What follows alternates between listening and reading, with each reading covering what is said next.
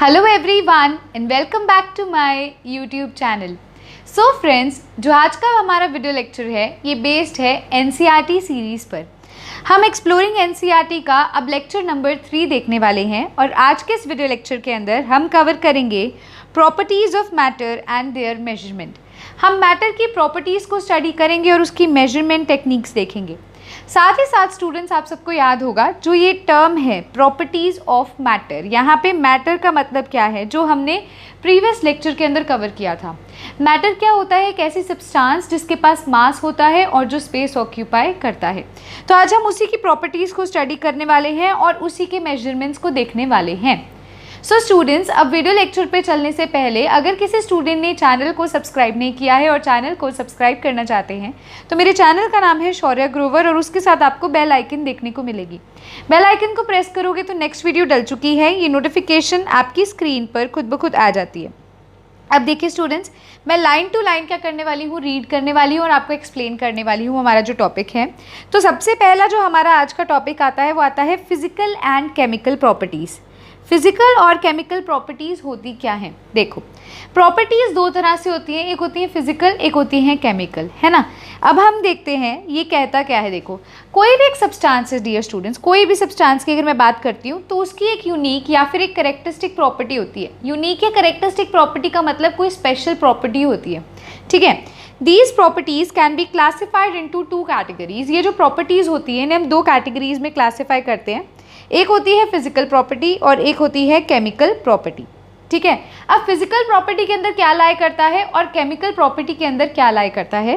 Physical property में आता है उसका कलर, ठीक है, मतलब उसका रंग कैसा है, उसका ओडोर मतलब उसकी स्मेल कैसी है। ओडोर होता है वर्ड यूज़ जो स्मेल के लिए किया जाता है। आप इसे सर्कल लगाकर स्टूडेंट्स इसका मीनिंग भी है नोट कर सकते हैं, ओके। साथ ही साथ फिजिकल प्रॉपर्टीज़ में मेल्टिंग पॉइंट भी आता है, बॉइलिंग पॉइंट भी आता है और डेंसिटी भी आता है। तो ये सारी क्या हैं? ये सारी होती हैं फिजिकल प्रॉपर्टीज़। अब केमिकल प्रॉपर्टीज़ क्या होती है? केमिकल प्रॉपर्टीज़ जैसे कि नाम ही डियर स्टूडेंट सजेस्ट करता है, जो एक सेकेंड, हाँ जी, केमिकल प्रॉपर्टीज़ का मतलब होता है भी वो किस तरह से कंपोज्ड है। तो उसकी कंपोजिशन के बारे में हम इसके अंदर देखेंगे, उसकी कंबस्टिबिलिटी के बारे में हम इसके अंदर देखेंगे और उसकी रिएक्टिविटी भी, उसका रिएक्शन एसिड के साथ कैसा है और बेस के साथ उसकी रिएक्टिविटी कैसी है। तो देखो, मैंने आपको क्या बोला, कोई भी एक सब्सटेंस है, उस सब्सटेंस की कोई ना कोई यूनिक या कैरेक्टरिस्टिक प्रॉपर्टी होती है। हर सब्सटेंस की 2 प्रॉपर्टीज़ होती हैं, एक होती है फिजिकल और एक होती है केमिकल। फिजिकल में आपको बता चुकी हूँ कौन सी आती हैं और केमिकल में कौन सी हैं वो भी मैंने आपको क्लियर कर दिया है। अब स्टूडेंट्स देखते हैं आगे वो क्या कहता है। मैं इसको थोड़ा जूम कर देती हूँ, okay. Physical properties can be measured. जो फिजिकल प्रॉपर्टीज़ होती हैं, अब ये दोनों में आइडेंटिफिकेशन ही करके बता रहा है अभी फिजिकल प्रॉपर्टीज़ कौन सी होती हैं और केमिकल प्रॉपर्टीज़ कौन सी होती हैं।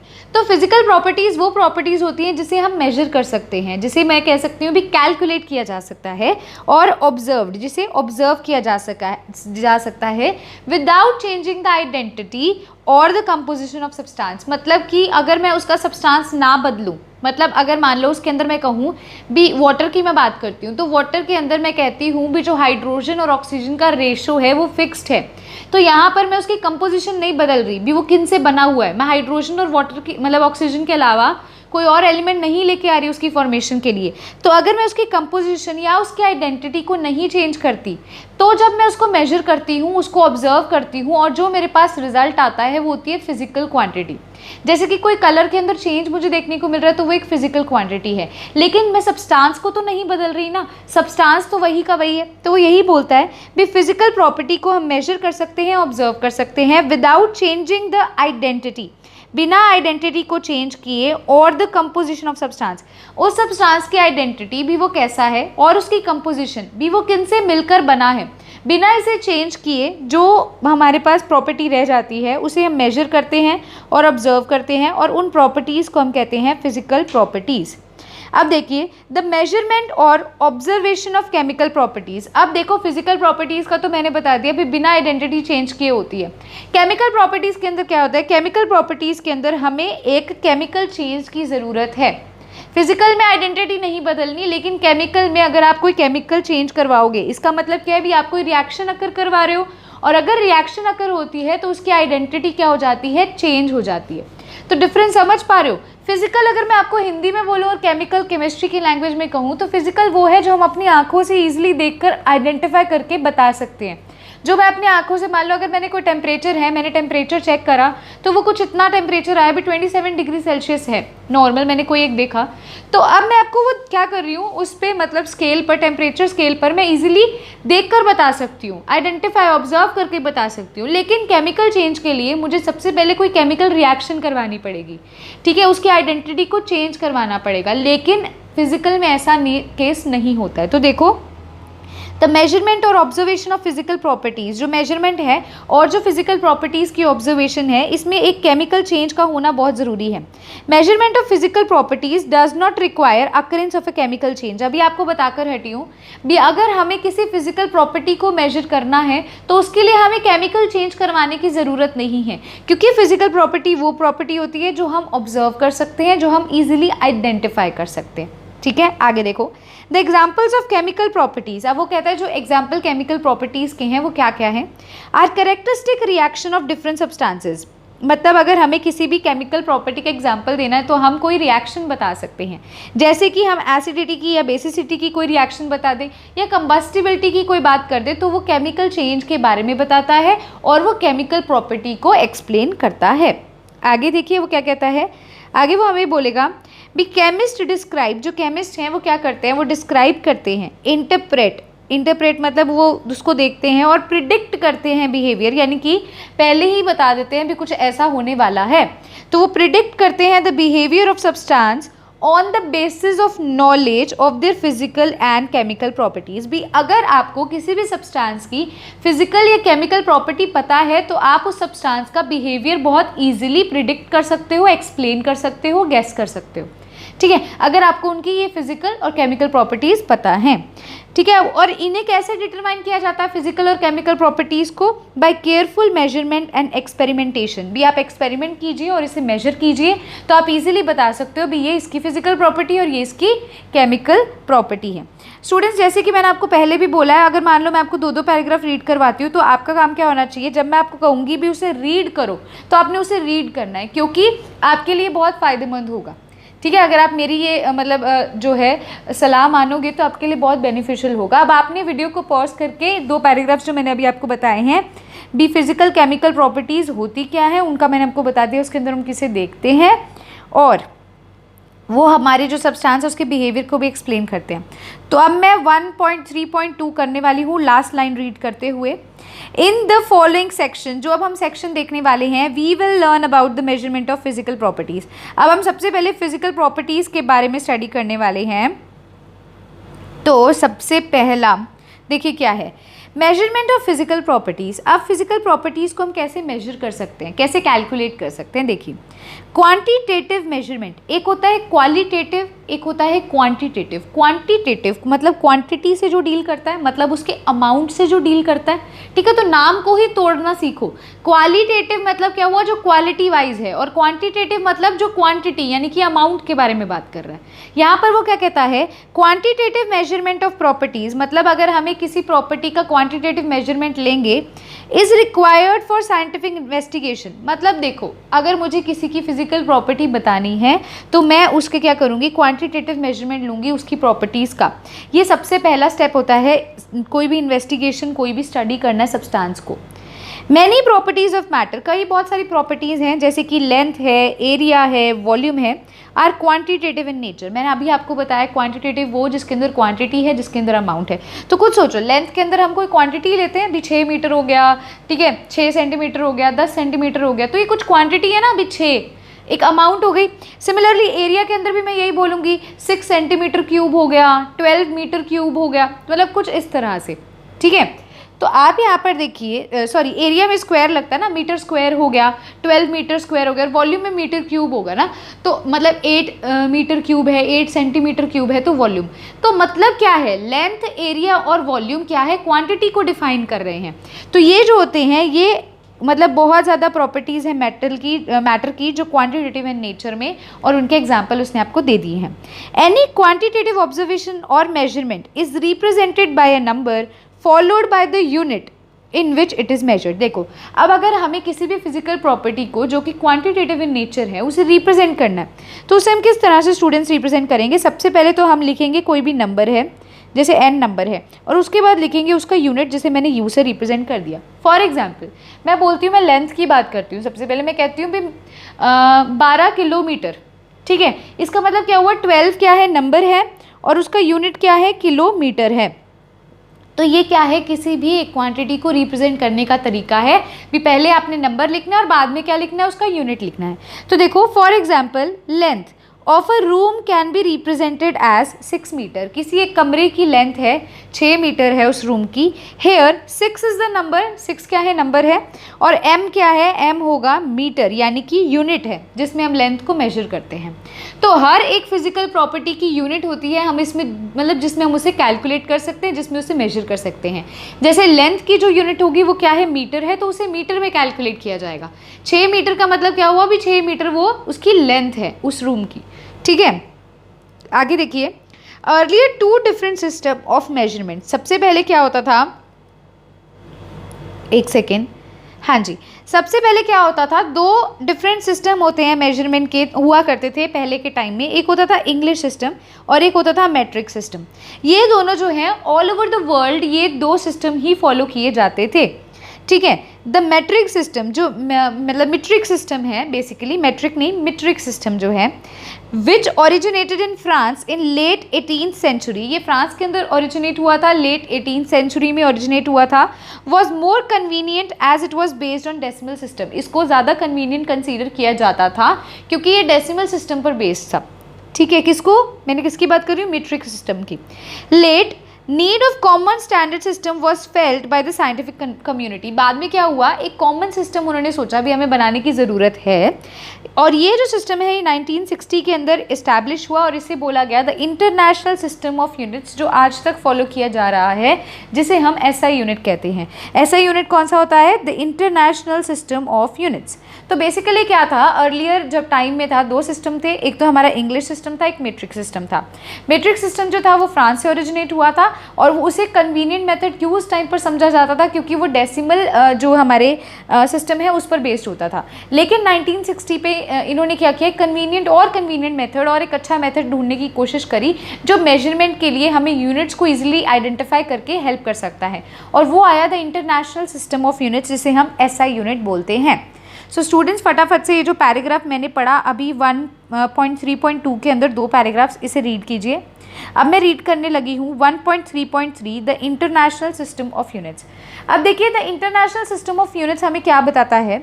The international system of units, जो कि फ्रेंच में हम इसे कह सकते हैं ला सिस्टम इंटरनेशनल डी यूनिट्स, ठीक है, जिसे हम SI भी बोलते हैं। एक second, was established by the 11th general conference on weights and measures. ये किसने इस्टेब्लिश किया था? ये कॉन्फ्रेंस जनरल हुई थी, ठीक है, उस टाइम पर 11th जो जनरल कॉन्फ्रेंस हुई थी उस टाइम पर इसे क्या किया गया था? इस्टेब्लिश किया गया था। द CGPM यानी कि general conference on weight and measurement जो ये है, ये एक इंटर गवर्नमेंटल ट्रीटी ऑर्गेनाइजेशन है जो किसने डेवलप की है? ये डिप्लोमेटिक ट्रीटी ने, जिसे हम मीटर कन्वेंशन बोलते हैं, उन्होंने इसे डेवलप किया है, ठीक है। Which was signed in Paris, जो पेरिस में साइन की गई थी 1875 के अंडर। तो बेसिकली ये क्या करता है? हमारे SI यूनिट्स जो सिस्टम है उसको और इजी और एक कन्वीनियंट मेथड प्रोवाइड करता है जिससे हम किसी भी सिस्टम को मेजर कर सकते हैं। आगे देखिए, वो कहता है the SI system has 7 basic units. अब जो SI सिस्टम होता है स्टूडेंट्स, इसके अंदर 7 बेसिक यूनिट्स आते हैं, 7 बेस यूनिट्स, और उन्हें हमने टेबल 1.1 में लिस्ट किया है। आगे देखो, these units pertain to 7 fundamental scientific quantities, और ये यूनिट्स जो हैं ये फर्दर 7 फंडामेंटल क्वांटिटीज़ को भी एक्सप्लेन करती हैं। अब इन 7 बेसिक यूनिट्स के अलावा वो कहता है और भी फिजिकल क्वांटिटीज़ हैं, जैसे कि स्पीड है, वॉल्यूम है, डेंसिटी है, जो कि इनमें से डिराइव हो सकती हैं। तो आपको यहाँ पर 2 टर्म्स देखने को मिल रही हैं, एक होती हैं बेस यूनिट्स, एक होती हैं डिराइव्ड यूनिट्स। बेस यूनिट्स कौन सी होती हैं? जो SI सिस्टम से बनी होती है, जो 7 बेस यूनिट्स कंसीडर की जाती हैं। और जो हमारी डिराइव्ड यूनिट्स होती हैं, डिराइव्ड यूनिट्स वो यूनिट्स होती हैं जो बेस यूनिट्स पर डिपेंड होती हैं और इनसे ही क्या होती हैं? डिराइव की जाती हैं। जैसे कि उसका नाम ही बताता है भी, डिराइव यूनिट्स वो यूनिट हैं जो हम किसी से उसे डिराइव कर सकते हैं, ठीक है। आगे देखिए, मैं टेबल पहले 1.1 आपको एक्सप्लेन करती हूँ भी इसमें वो हमें क्या कह रहा है। देखो, बेस फिजिकल क्वांटिटी भी कौन सी क्वांटिटी है, मान लो लेंथ है, ठीक है। अब लेंथ का सिंबल क्या होता है स्टूडेंट्स, लेंथ का जो सिंबल है उसे स्मॉल एल से लिखा जाता है। मैं पेन दूसरा कर लेती हूँ, थोड़ा डार्क हो जाएगा। ओके,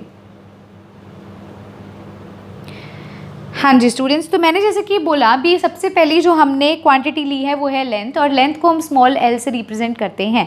अब इसका जो ऐसा यूनिट होता है लेंथ का वो होता है मीटर। अभी ऊपर एग्जांपल भी आपको लेकर दिखाया था, जैसे कि 6 मीटर की बात कर रही हूँ भी, एक रूम की लेंथ है 6 मीटर, तो वहाँ पर 6 जो है वो नंबर है और मीटर जो है वो उसकी यूनिट है।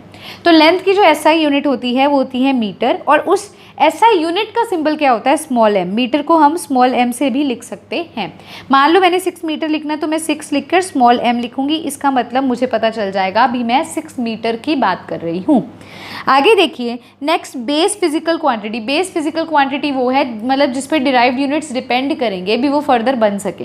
तो मास आता है, मास की जो सिंबल होता है उसे हम स्मॉल एम से लिखते हैं, ठीक है। अब आपको देखने को मिलेगा भी जितने भी हम सिंबल इनके लिए यूज़ कर रहे हैं, हम जो इटैलिक फॉर्म में लिख रहे हैं हम इसे, और जो एसआई यूनिट्स हैं इनका नेम क्या होता है। अब इसका मास का जो एसआई यूनिट होता है ये होता है किलोग्राम, केजी, और इसका जो मैंने आपको बोला अभी सिंबल क्या है, केजी। तो मान लो अगर मैं कहती हूँ भी 5 किलोग्राम इसका क्या है, मास है, तो हम इसे कुछ इस प्रकार से नोट करेंगे, ठीक है। मतलब मुझे पूरा किलोग्राम लिखने की ज़रूरत नहीं है, मैं सिर्फ उसके सिंबल से उसको रिप्रेजेंट कर सकती हूँ।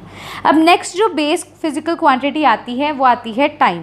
टाइम जो होता है स्टूडेंट्स, इसका सिंबल होता है स्मॉल टी, और इसका जो एसआई यूनिट होता है उसका नेम होता है सेकंड, ठीक है। आप देखो, मैं सिंपल सी बात बोलूँ, मैं इसको अगर मैं हिंदी भाषा में बोलना चाहूँ तो मैं कहूँगी भी मैं टाइम को किस में मेजर कर सकती हूँ, सेकंड्स में, इसीलिए इसका जो ऐसा यूनिट है वो सेकंड है। सिमिलरली अगर मुझे मास को मेजर करना है तो मैं उसे कैसे मेजर करूँगी, किलोग्राम में, तो इसलिए उसका जो हमारा क्या होगा ऐसा यूनिट वो किलोग्राम होगा, ठीक है। अब मैंने जैसे कि आपको बोला भी टाइम का जो ऐसा यूनिट होता है वो सेकेंड होता है, और उसे हम स्मॉल एस से या फिर SEC से भी क्या कर सकते हैं, रिप्रेजेंट करते हैं। फिर आती है नेक्स्ट बेस फिजिकल क्वांटिटी जिसे हम कहते हैं इलेक्ट्रिक करंट। इलेक्ट्रिक करंट को हम कैपिटल आई से लिखते हैं और इसका ऐसा यूनिट होता है एम्पियर। और कई स्टूडेंट्स इसमें गलती करके आते हैं तो आप इसको स्टार लगा सकते हैं क्योंकि बाकी हमें याद रह जाता है, लेकिन ये हम यूजुअली भूल जाते हैं। और इसका जो ऐसा यूनिट होता है वो होता है कैपिटल ए, ठीक है। एम्पियर को ही हम कैपिटल ए लिखते हैं। और इलेक्ट्रिक जो हमारी क्वांटिटी होती है, इलेक्ट्रिक करंट जो होता है उसे हम कैपिटल आई से डिनोट करते हैं। अब नेक्स्ट बेस फिजिकल क्वांटिटी जो हमारे पास आती है वो आती है थर्मोडायनेमिक टेम्परेचर। टेम्परेचर को हम कैपिटल टी से लिखते हैं और इसका जो हमारे पास ऐसा यूनिट होता है वो होता है केल्विन। वैसे टेम्परेचर आपने देखा होगा 3 तरह से मेजर कर सकते हैं, सेल्सियस, फारेनहाइट और केल्विन, लेकिन केल्विन को जो है वो एसआई यूनिट कंसीडर किया गया है, यानी कि इंटरनेशनल सिस्टम ऑफ यूनिट्स कहा गया है। तो इसका जो सिंबल होता है वो कैपिटल के होता है केल्विन का। अब आती है हमारी नेक्स्ट जो बेस फिजिकल क्वांटिटी है वो होती है अमाउंट ऑफ सब्सटेंस, भी कितना अमाउंट प्रेजेंट है। तो आपको याद होगा अभी तक हमने जो चैप्टर पढ़े हैं, जब मैं पूछूं कितना अमाउंट है तो मैं उसके अंदर नंबर ऑफ मोल्स की बात कर रही हूँ। तो अमाउंट ऑफ सब्सटेंस को जो रिप्रेजेंट करते हैं हम उसे स्मॉल एन से रिप्रेजेंट करते हैं और इसकी ऐसा यूनिट मोल्स होती है, जैसे कि अभी आपको बोला भी। और उस मोल को रिप्रेजेंट करने के लिए हम MOL भी लिख सकते हैं, ठीक है। आगे देखिए, लास्ट जो बेस फिजिकल क्वांटिटी आती है वो आती है ल्यूमिनस इंटेंसिटी। ल्यूमिनस इंटेंसिटी को हम आई के पैर में V लिखते हैं, ठीक है। और ये जो होता है इसका जो ऐसा यूनिट है ये होता है कैंडला, और कैंडला को बेसिकली रिप्रेजेंट स्मॉल c और d से किया जाता है, मतलब CD से किया जाता है। सो स्टूडेंट्स, ये है हमारी 7 बेस जो मैं कहूँ यूनिट्स, बेसिक यूनिट्स। और अब जो डिराइव यूनिट्स इनसे डिराइव होंगी वो इन सारों पे क्या करेंगी, डिपेंड करेंगी, इनकी हेल्प से वो डिराइव की जाएंगी। सो अब देखिए नीचे में आपको जो नेक्स्ट पेज है उस पर क्या लिखा है, the definitions of SI base units are given. मतलब अभी जो हमने SI बेस यूनिट्स पढ़े हैं, जैसे कि लेंथ का मैंने मीटर पढ़ा है, टाइम का मैंने सेकंड पढ़ा है, तो अब मैं उनकी डेफिनेशन स्टडी करूँगी भी मीटर को हम कैसे डिफाइन कर सकते हैं, सेकेंड्स को हम कैसे डिफाइन कर सकते हैं। The SI system allows the use of prefixes to indicate the multiple or sub multiples of a unit। जो SI सिस्टम होता है वो क्या करता है, प्रीफिक्स और सब प्रीफिक्स हमें प्रोवाइड करता है भी, आप उसका यूज़ करके क्या कर सकते हो, किसी यूनिट का सब मल्टीपल भी बता सकते हो। These prefixes are listed. अब ये देखो जो मैं बात कर रही हूँ प्रीफिक्स वगैरह ये सारा नीचे लिस्टेड है। तो सबसे पहले हम इस टेबल को ही देखने वाले हैं जो कि definition of SI base units. देखो सबसे पहली जो हमारी मैं कहूँ फिजिकल क्वांटिटी आती है वो आती है लेंथ, और लेंथ का जो यूनिट होता है उसे हम बोलते हैं मीटर।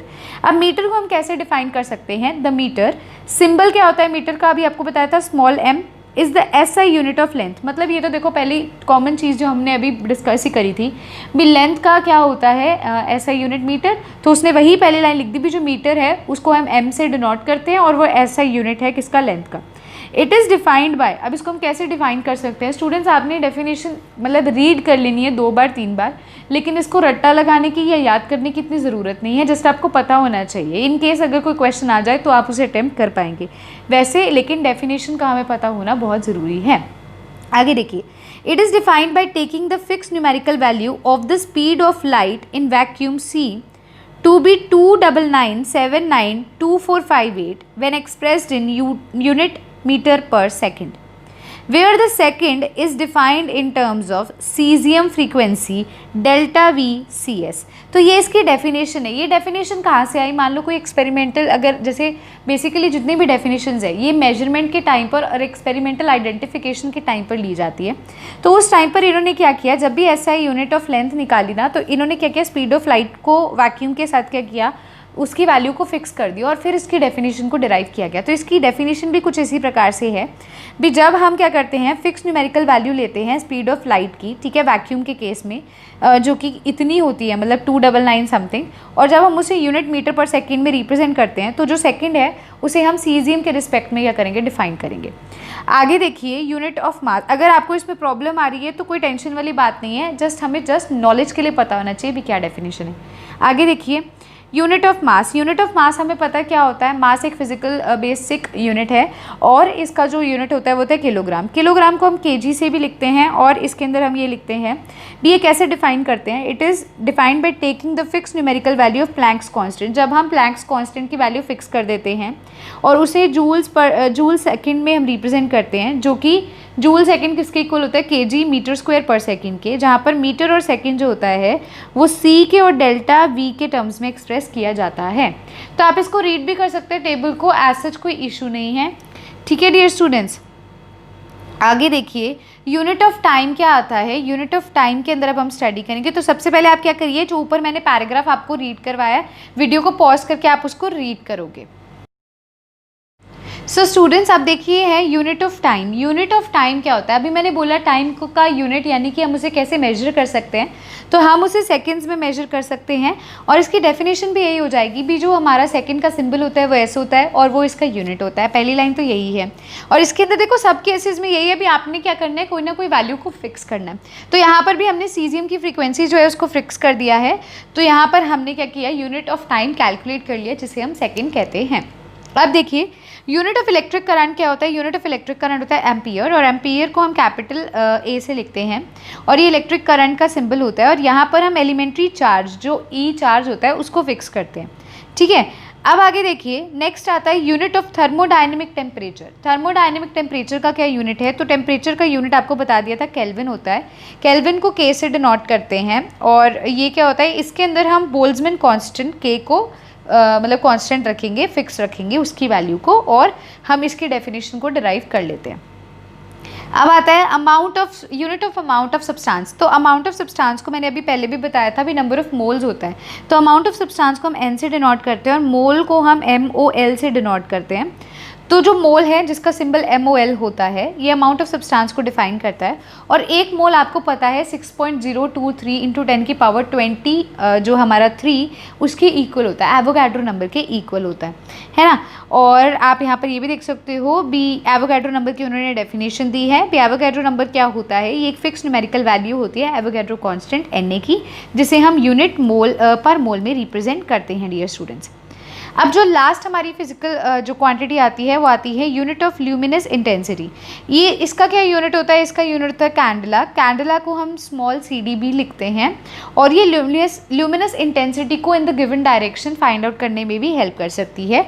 यहाँ पर हमने जिसको कांस्टेंट रखना है वो है ल्यूमिनस एफिकेसी या फिर मोनोक्रोमैटिक रेडिएशन। मतलब जो फ्रीक्वेंसी आ रही है ना, हम उसको क्या करेंगे, कांस्टेंट रखेंगे और फिर हम क्या करेंगे, इस डेरिवेशन को डिराइव कर लेंगे। सो मैं आपको फिर से कह रही हूँ, ये जो डेफिनेशन से कुछ इंपॉर्टेंट नहीं है खास, लेकिन आपको इनके बारे में पता होना चाहिए, ठीक है। आगे देखिए स्टूडेंट्स, यहाँ पर आपसे ये पूछा जाता है भी इसकी यूनिट क्या है ये, ठीक है, इसको हम क्या सिंबल से रिप्रेजेंट करते हैं, तो ये क्वेश्चंस बेसिकली अराइज करते हैं। अब देखते हैं स्टूडेंट्स, अब हमारे पास एक आपको देखने को मिल रहा है 1.3 में prefixes used in the SI system. ऐसे प्रीफिक्सेस जो एसआई सिस्टम में यूज़ होते हैं, अगर मान लो मैं कहती हूँ 10 की पावर -24 है तो उसका प्रीफिक्स होता है योक्टो और इसका सिंबल होता है वाई। ऐसे ही करते करते आपको सारा देखने को मिल जाएगा। मतलब अगर आप नॉर्मल 10 लिखते हो तो नॉर्मल 10 को हम डेका कहते हैं, जिसे हम DA भी कहते हैं। अगर 10 की पावर 2 करते हो तो वो हेक्टो होता है, उसे H कहते हैं। किलो क्या होता है जब 10 की पावर 3 होती है। तो आप देख सकते हो ऐसे और ऐसे, है ना, भी क्या प्रीफिक्सेस और क्या सिम्बल्स यूज़ किए जाते हैं एसआई सिस्टम में। आगे देखिए स्टूडेंट्स, एक चीज़ आपको और बताती हूँ।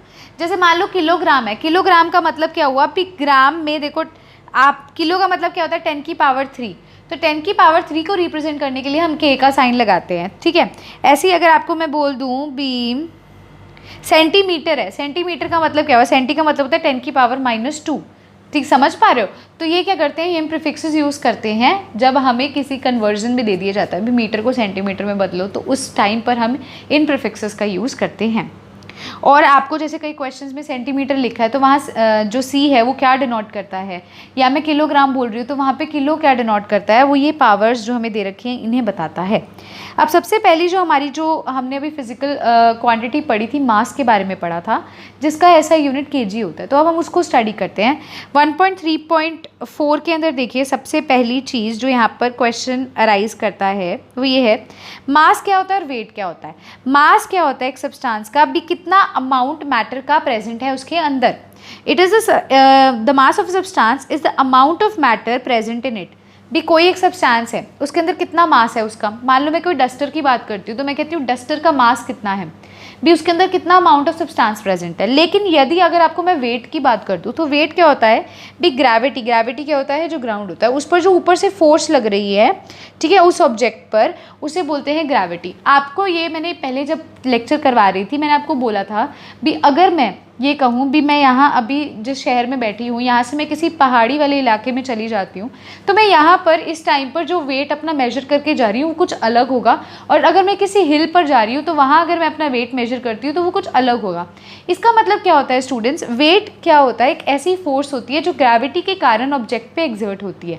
तो ग्रेविटी के कारण यहाँ का वेट और वहाँ का वेट में डिफरेंस आ जाता है। लेकिन मास के केस में ऐसा नहीं होता।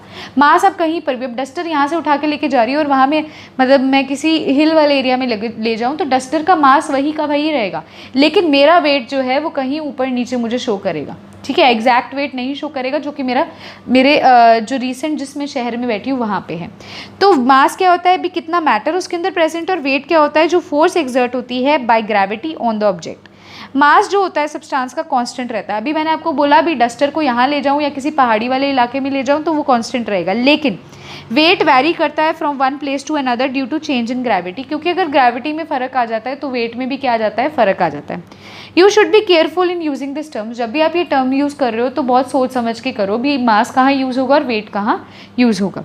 The mass of substance can be determined accurately. अब क्या होता है लेबोरेटरी के अंदर अगर हमें किसी भी सब्सटेंस का मास डिटरमाइन करना है ना तो हम एनालिटिकल बैलेंस का यूज़ करते हैं। देखो ये पिक्चर आपको देखने को मिल रही है 1.5, ये है एनालिटिकल बैलेंस। इस एनालिटिकल बैलेंस की हेल्प से क्या कर सकते हैं, हम किसी भी सब्सटेंस का मास जो है कैलकुलेट कर सकते हैं एक्यूरेटली, ठीक है।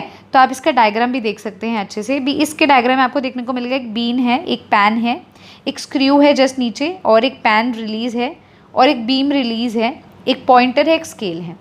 तो ये क्या है, एनालिटिकल बैलेंस है जो कि मास को कैलकुलेट करने के लिए यूज़ किया जाता है लेबोरेटरी पर्पसेस के अंदर। The S I unit of mass as given in table 1.1 is kilogram. हमने अभी ऊपर देखा था टेबल 1.1 में भी एसआई यूनिट जो मास की होती है वो क्या होती है, किलोग्राम होती है, केजी होती है, ठीक है। और however its fraction named as gram. आपको मैंने अभी बोला था किलोग्राम का मतलब क्या होता है, 10 की पावर 3, है ना। तो देखो किलोग्राम मतलब अगर आप केजी को तोड़ना चाहो तो ये क्या हो जाएगा, के प्लस जी, मतलब कि किलो प्लस ग्राम। तो किलो का मतलब होता है 10 की पावर 3 यानी कि 1000 ग्राम। तो मतलब 1 किलोग्राम किसके इक्वल हो जाएगा, 1000 ग्राम के इक्वल हो जाएगा। और ये जो है लेबोरेटरी में यूज़ किया जाता है क्योंकि बहुत small amount of chemical reaction में यूज़ होते हैं, तो इस वजह से ही किलोग्राम और ग्राम को कंसीडर किया जाता है। सो ये तो स्टूडेंट्स मास और वेट के बारे में था। होपफुली आपको पता चल गया होगा मास क्या होता है, वेट क्या होता है, हम इसे कैसे डिस्टिंग्विश कर सकते हैं। अब आता है वॉल्यूम। देखो वॉल्यूम के केस में क्या होता है, अभी तक हमने छोटी क्लासेस में वॉल्यूम कैलकुलेट तो किया, लेकिन वॉल्यूम की डेफिनेशन क्या है?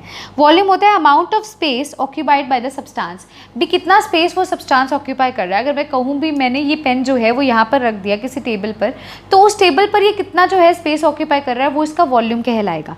ठीक है, इसके जो यूनिट्स होते हैं वो होते हैं लेंथ क्यूब। क्या होती है? लेंथ क्यूब इसका यूनिट होता है। ठीक है, मैं ऊपर जा रही हूँ। सो इन एसआई सिस्टम, अगर हम एसआई सिस्टम में बात करते हैं तो वॉल्यूम का यूनिट क्या हो जाएगा? मीटर क्यूब, क्योंकि लेंथ का क्या होता है? यूनिट मीटर होता है। तो मैंने बोला लेंथ क्यूब को क्या कहते हैं? वॉल्यूम। वॉल्यूम आपको पता है ना, length into breadth into height होता है। तो मतलब अगर मैं कहूँ भी लेंथ ब्रेड्थ हाइट सेम है, लेंथ ही है, तो वो एल क्यूब हो जाएगा। और लेंथ की यूनिट जो होती है मीटर होती है, तो ये इसका यूनिट क्या हो जाएगा? मीटर क्यूब हो जाएगा। But again in chemistry laboratories, लेकिन केमिस्ट्री लेबॉर्ट्रीज में हम स्मॉलर वॉल्यूम यूज़ करते हैं, क्योंकि मीटर क्यूब बहुत ज़्यादा है। अभी देखो पिछले वाले केस में मैंने क्या कहा था भी हम क्या करेंगे? स्मॉलर वैल्यू यूज़ करेंगे। किलोग्राम और ग्राम में देखो स्मॉलर वैल्यू यूज़ की जाती है। सिमिलरली यहाँ पर मीटर क्यूब की बजाय हम सेंटीमीटर क्यूब का इस्तेमाल करते हैं, या फिर डेसीमीटर क्यूब का भी इस्तेमाल करते हैं लेबॉर्ट्रीज के केस में। अ कॉमन यूनिट, अब देखो वॉल्यूम को हम metre cube, centimetre cube, decimetre cube में तो रिप्रेजेंट करते ही करते हैं, लेकिन एक इसका कॉमन यूनिट होता है जिसे हम लीटर बोलते हैं, which is not an SI unit, जो एसआई यूनिट नहीं है, इंटरनेशनल सिस्टम ऑफ यूनिट नहीं है। ठीक है, लेकिन ये लिक्विड्स के केस के लिए मेजरमेंट में यूज़ किया जाता है। जैसे 1 लीटर जो है वो 1000 ml के इक्वल होता है, और जो मतलब 1000 सेंटीमीटर क्यूब है वो 1 डेसीमीटर क्यूब के इक्वल होता है। ये कन्वर्जन के टाइम पे काम आता है। मान लो आपको वो कह दे 6 लीटर को मिलीलीटर में बदलो, तो 1 लीटर जब 1000 मिलीलीटर है तो 6 लीटर कितना हो जाएगा? 6000 मिलीलीटर हो जाएगा। तो इस तरह से ये क्वेश्चन सॉल्व किया जाता है। आपको यहाँ पर देखने को मिल रहा होगा 1.6 फिगर के अंदर different units use to express volume. यहाँ पर डिफरेंट उन्होंने यूनिट्स लिए हैं। देखो कहीं पर आपको सेंटीमीटर देखने को मिल रहा है, कहीं पर मीटर, तो ये उसको एक डायग्राम है जो आपको ये शो कर रहा है। डिफरेंट यूनिट्स प्रेजेंट होते हैं वॉल्यूम को भी एक्सप्रेस करने के लिए। आगे देखिए, इन द लेबॉर्टरी, लेबॉर्टरी के अंदर द वॉल्यूम ऑफ लिक्विड्स, जो लिक्विड्स का वॉल्यूम है या सॉल्यूशन का वॉल्यूम है, अब उसे हम कैसे कैलकुलेट कर सकते हैं? हम उसे ग्रेजुएटेड सिलेंडर की हेल्प से, ब्यूरेट की हेल्प से और पिपेट की हेल्प से क्या कर सकते हैं? मेजर कर सकते हैं। आपको यहाँ एक डायग्राम भी देखने को मिल रहा होगा। सबसे पहला डायग्राम जो है ये ब्यूरेट का है। आप जब लेबॉर्टरीज में कोई एक्सपेरिमेंट परफॉर्म करने जाओगे तो आपको ये वहाँ पर कॉमनली देखने को मिलता है। ये होता है ब्यूरेट डियर स्टूडेंट्स, ठीक है। और फिर हमारी आती है पिपेट, और उसके बाद आता है ग्रेजुएटेड सिलेंडर, जिसके अंदर हम यूजुअली सॉल्यूशन भी इतना लेना है वो मेजर करते हैं। फिर आता है वॉल्यूमेट्रिक फ्लास्क, जिसके अंदर हम उसे क्या करते हैं? सॉल्यूशन को डालते हैं। तो आप देख सकते हो भी अगर हमें वॉल्यूम का मेजर करना है लेबॉर्टरी में तो हमें इन 3 इक्विपमेंट्स की ज़रूरत होती है। These measuring device are shown in 1.7। हमने फिगर के अंदर देख लिया 4 मेजरिंग डिवाइस उसने हमें दिखाए हैं। अब आपने क्या करना है? वीडियो को पॉज करके जो मैंने अभी आपको बताया उसको फटाफट से रीड करना है, क्योंकि मैंने आपको कहा था साथ साथ रीड करोगे तो बेनिफिशियल रहेगा। अब स्टूडेंट्स देखिए नेक्स्ट टॉपिक आता है 1.3.6 जो कि है डेंसिटी। अब डेंसिटी क्या शो करना चाहता है हमें? देखो द 2 प्रॉपर्टीज़, डेंसिटी जो है वो 2 प्रॉपर्टीज़ मास और वॉल्यूम पर डिपेंड करता है। कैसे? डेंसिटी का फॉर्मूला होता है मास डिवाइडेड बाय वॉल्यूम, तो उसकी डेफिनेशन भी वही हो जाती है। Density of a substance, density किसी सब्सटेंस की क्या होता है? Amount of mass per unit volume, भी कितना मास प्रेजेंट है एक पर यूनिट वॉल्यूम के अंदर, वो उसकी डेंसिटी होती है। और डेंसिटी की एसआई यूनिट क्या होगी? पहले आपने क्या करना है? देखो फॉर्मूला के अकॉर्डिंग करोगे। डेंसिटी होता है मास अपॉन वॉल्यूम, तो एसआई यूनिट पहले ऊपर मास की लिखोगे, नीचे वॉल्यूम की लिखोगे, जो कटता है उसे काटोगे और फिर डेंसिटी की बनाओगे। तो मास की यूनिट आपको ऐसा ही पता है केजी होता है, और वॉल्यूम की क्या होती है? Metre cube. तो मीटर क्यूब को ऊपर ले जाओगे तो क्या हो जाएगा? केजी मीटर -3, यानी कि जब भी ऐसे लिखते हैं इसका मतलब क्या हुआ? केजी पर मीटर क्यूब। ये इसकी क्या हो जाएगी? डेंसिटी की एसआई यूनिट हो जाएगी। अब आगे देखिए, this unit is quite large, वो कहते हैं ये यूनिट जो है बहुत ज़्यादा है, and chemist often expresses density in gram per centimetre cube. आप देखिए वैसे तो हमने जो डिराइव किया एसआई यूनिट वो है केजी मीटर क्यूब, केजी पर मीटर क्यूब, लेकिन ये जो है क्वांटिटी बहुत ज़्यादा ये यूनिट बहुत ज़्यादा होता है डेंसिटी वाला, तो हम इसे ग्राम पर सेंटीमीटर क्यूब में मेजर कर सकते हैं, जहाँ पर मास को हम ग्राम में लेते हैं और वॉल्यूम को सेंटीमीटर क्यूब में लेते हैं। डेंसिटी हमें ये भी बताता है भी कोई पार्टिकल्स जो पैक्ड है वो कितने क्लोजली पैक्ड है, कितने पास पास प्रेजेंट है। साथ ही साथ वो क्या करता है? पार्टिकल्स अगर मान लो डेंसिटी हम बढ़ा देते हैं तो वो ये शो करता है भी पार्टिकल्स और ज़्यादा क्लोजली पैक हो गए हैं, क्योंकि वो उसकी इस प्रॉपर्टी को हेल्प करता है डिफाइन करने में। तो डेंसिटी भी क्लियर हो गया। डेंसिटी तो सिंपल सा था, अभी कितना मास जो है वो पर यूनिट वॉल्यूम में प्रेजेंट है, और इसके फॉर्मूला से आप इसकी एसआई यूनिट कैलकुलेट कर सकते हो। अब स्टूडेंट्स वीडियो को पॉज करके सबसे पहले डेंसिटी को रीड करोगे। अब हम पढ़ने वाले हैं 1.3.7 यानी कि टेम्परेचर के बारे में। तो देखो टेम्परेचर का मैंने आपको पहले भी बताया था, भी 3 कॉमन स्केल होते हैं मेजर करने के। पहला होता है डिग्री सेल्सियस, सेकंड होता है डिग्री फ़ारेनहाइट, अब मैं ऊपर आपको दिखा रही हूँ। थर्ड हमारा होता है केल्विन, जिसे हम कैपिटल के से भी लिखते हैं। Kelvin is the S I unit, जो केल्विन होता है वो एसआई यूनिट होता है। The thermometers based on 3 scales are shown. अब आपको 1.8 फिगर देखिए, यहाँ पर आपको 3 थर्मोमीटर देखने को मिल रहे हैं। सबसे पहला थर्मोमीटर आपको देखने को मिल रहा है केल्विन का, फिर सेल्सियस का और फिर फ़ारेनहाइट का आपको देखने को मिल रहा है। अब देखो वो क्या कहना चाहते हैं हमें यहाँ पे, generally the thermometer with Celsius scale, जो सेल्सियस स्केल वाला थर्मोमीटर है वो आप यहाँ पर देखोगे भी 0 डिग्री से लेकर यहाँ पर ये 0 डिग्री जो है उसका फ्रीजिंग पॉइंट है वाटर का, और 100 डिग्री सेल्सियस तक देखने को मिल रहा है।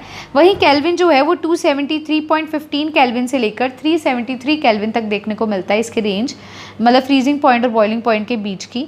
और फ़ारेनहाइट के केस में 32 से लेकर 212 डिग्री फ़ारेनहाइट देखने को मिलता है। तो देखो मैं यहाँ पढ़ रही हूँ, generally the thermometer with Celsius scale are calibrated from 0 degree to 100 degree, where these 2 temperatures are the freezing point and the boiling point. अभी बताया भी, एक फ्रीजिंग पॉइंट है, एक बॉइलिंग पॉइंट है वाटर का। द फ़ारेनहाइट स्केल को कैसे रिप्रेजेंट करते हैं, 32 डिग्री से और 212 डिग्री से। अब अगर मान लो आपको एक दे दिया जाए, डिग्री सेल्सियस में दे दिया जाए टेम्परेचर, और कई डिग्री फ़ारेनहाइट में कन्वर्ट करो, तो आप कैसे कर सकते हो, इनका एक इंटर रिलेशनशिप होता है। Degree Fahrenheit is equals to 9/5 into degree Celsius plus 32। अगर आपसे देखो डिग्री सेल्सियस पूछा और फ़ारेनहाइट दिया तो सीधा फॉर्मूला लगाओ और डिग्री सेल्सियस निकाल लो।